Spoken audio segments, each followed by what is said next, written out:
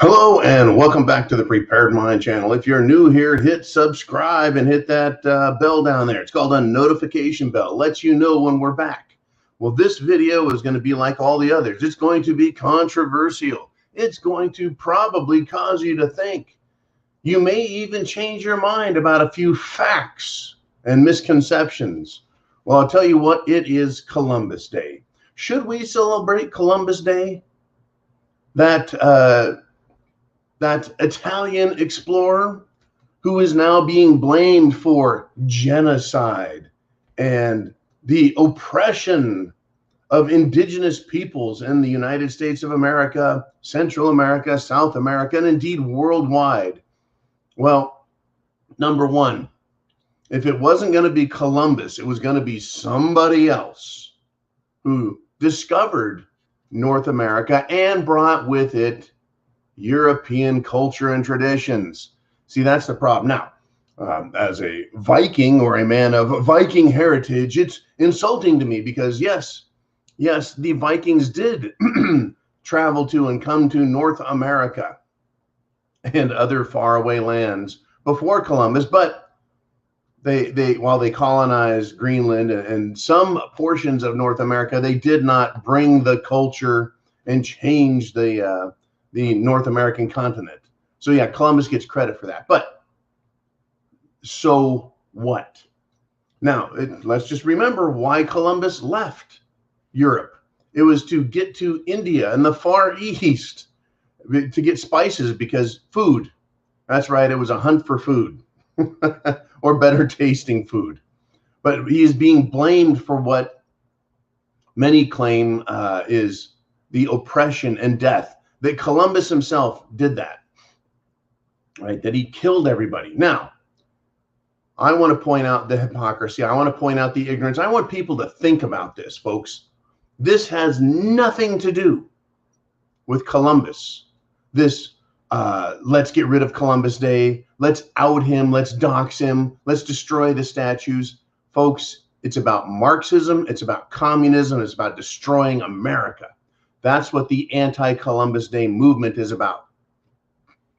Right? In Philadelphia, a judge has ordered the city to remove the plywood box they built around the Columbus statue. That's right. That's what they did. They built a box around it. There was an order to do that. The mayor, Jim Kenney, built this box because you're going to love this shit. The box was keeping the statue from being visibly seen by people. It was in the best interest of public safety of all Philadelphians. Well, the judge that said, get this box out of here,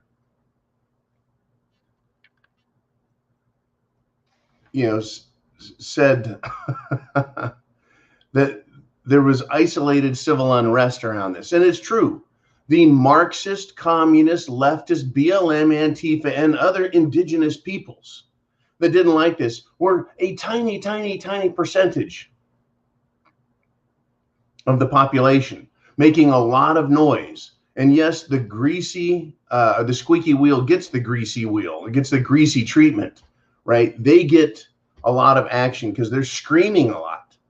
So screaming a lot, making a lot of noise is a way for a very small and isolated group to get visibly seen and heard, right? They want to be seen. They want to be heard. But getting their way is something else entirely. And so this judge that said, get the box off there, called this effort to remove the statue baffling. And it hasn't been removed, so they built the box. But Speaker Nancy Pelosi, 90 Proof Nancy, when asked about all of the other Christopher Columbus statues being destroyed, said people will do what they do. Once again, like Vice President Kamala Harris, excusing and even encouraging violent behavior by those who are squeaky and very loud and who are typically visually unappealing. Now, I do not want to excuse any crime by any people of any nationality or any color or any gender, etc., etc. Now, I mentioned the Vikings earlier, of which I am a descendant. It's pretty obvious, right? If you understand history, that I look like a Viking.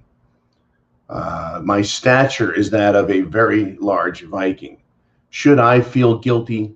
Should I whip myself? Should I chain myself to a tree in the park and let people whip me and throw apples and shit at me because I'm of Viking heritage? No. Now, what did the Vikings do? Well, they plundered and they looted. They kidnapped women. So they were human traffickers and they were murderers and they were oppressors of people in faraway lands. Did the Vikings actually do any good? Well, let's see. The Vikings gave the ancient Russian peoples a form of government, according to some historians. That's pretty interesting. How barbaric were the Russian people 1,000 years ago that when the Vikings showed up, they were like, hey, those are some, those people, we're going to give them some good government ideas. Let's see, the Sultan of Istanbul, or Constantinople, if you will, hired them as mercenaries and guards to protect them. Well, I guess they were pretty good people. Or the argument could be made, he gave them that job to keep them out of the city and from looting and killing everyone. So it was easier to hire them than to try and fight them. So Columbus, good guy or bad guy? Well, yes, bad things happened as a result of his arrival, but bad things were happening already in America. Oh, he brought disease, John, and killed everyone. Really? Okay. And no one else would have done that. No one else would have brought diseases. What if a bunch of African tribesmen built rafts, built ships, sailed across the Atlantic to the Americas, and they brought their colds and flus and other diseases and killed all the American or large percentages of Americans? What would happen? What would we say then? Would we say, oh, it's okay because they're persons of color? There were other indigenous peoples from Africa that came to the indigenous peoples of the Americas. Wait a minute. Could you say that Europeans were the indigenous peoples of Europe? Well, they are. They were. They always will be indigenous. They just happen to be Europeans. It's kind of a ridiculous argument in a lot of ways. And it looks to not speak any universal truth that would save the world.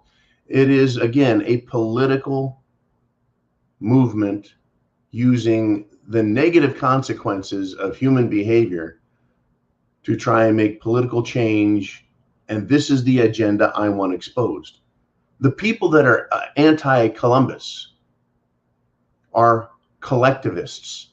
They are Marxists. They are fucking stinking communists. And communists are some of the most murderous people on the planet.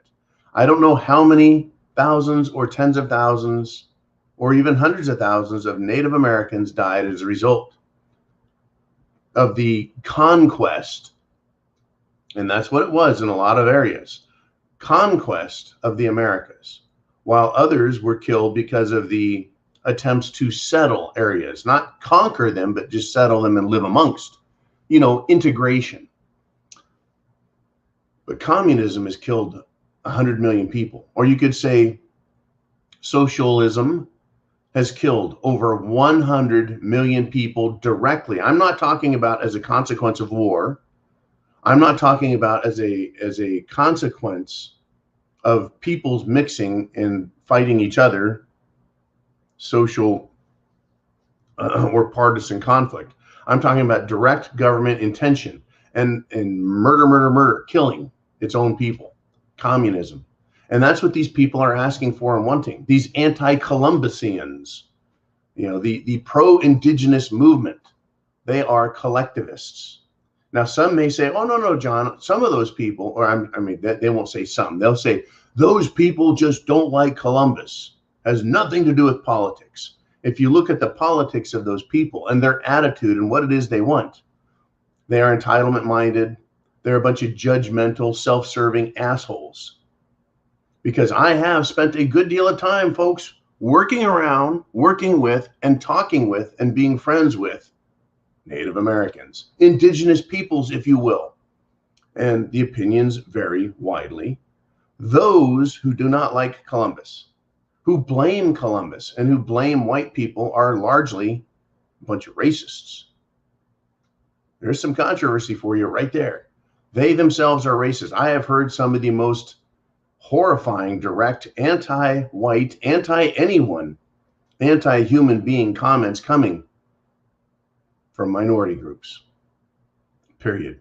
I've also heard coming from members of tribal organizations, and indeed the leadership, Tribal Business Council, whom I've spent a lot of time around a lot of different business council members, that is leadership amongst the indigenous tribes, say things like, well, all things considered, I would rather live the way we have today than to live the way we did as a people 100 years ago or 200 years ago. That is, I like food, air conditioning, house, clothing, the ability to travel about, and to live and benefit from all things that society now benefits from, that being the inventions by the smartest amongst all of us. Why wouldn't I want that? Right? And I was like, well, there it is. There it is. But there are those who want to get rid of Columbus. And it's not about Columbus. It's about removing our culture, traditions, and history and understanding of who and what happened. So if we want to look to the badness caused by Columbus, you can do that. If you want to look to the good parts of what Columbus brought to the Americas and the world, you can do that. But at that time, if it wasn't Columbus, it was going to be others, folks. There were other explorers saying there's more. There are other explorers getting out and around the world. They already discovered the Far East, the Near East, Asia, etc., Marco Polo, etc. They just wanted a different traveling route. Why always travel east? It's just that Columbus was the first to travel west and survive. The idea that Columbus was a murderous thug is also arguably true. You can argue for it. Okay, then, argue for it. But don't argue or make the argument and pretend that the indigenous peoples were peace-loving. Some were, some weren't. What tribes, Native American tribes in America, what tribes in the Pacific Islands claim to be warriors? That is this big pride thing amongst persons of color in the Pacific and in the Americas, both North and South. We're warriors. What is it that warriors do, folks? The same thing that the conquistadors do, the same thing that the Vikings did, the same thing that many cultures do, including the white ones. Warriors kill people. Warriors take the booty, the plunder, the prize. They take the treasure. Warriors kill men, women, and children. That's what they do. That includes the Israelis, that includes the Jews, that includes African tribes, all people around the world that have a warrior culture, which is every single last one of them. Kill people. So this pretending that the natives were living in balance with nature and harmony with one another is a crock of shit. Some were peaceful. Some people are peaceful. Other people and other cultures are extremely warlike. They're warriors, celebrating that. Now, I'm not picking on Pacific Islanders. I'm not picking on Native Americans in that regard, saying they're bad people. They're not. That's just the nature of human existence. Depending on the level of technology, right, that helps determine the effectiveness of your ability to wage war. But yeah, so pretending that they're peaceful is horseshit. It's complete and total horseshit. They're liars. The people that are doing the most screaming and yelling, they want collectivism. They want their fair share. They want a piece of everyone else. They want everyone kicked out of their lands or kicked off of their island or kicked out of their zone, their region, their country. So they can have all of the benefit. They can have all of the plunder. They can have the riches, the treasures.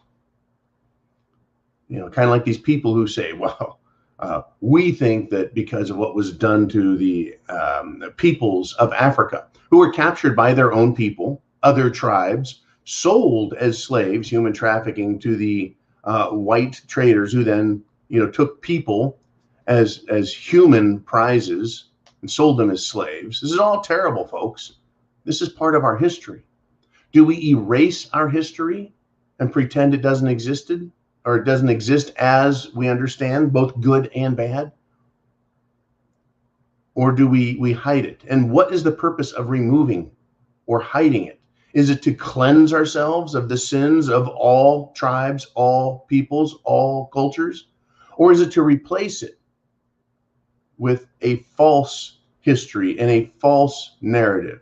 To replace it with a new system of governance that is whitewashed and can pretend that it's a savior system? That's what the collectivists, the Marxists, are trying to do. Remove all of our real history, good and bad.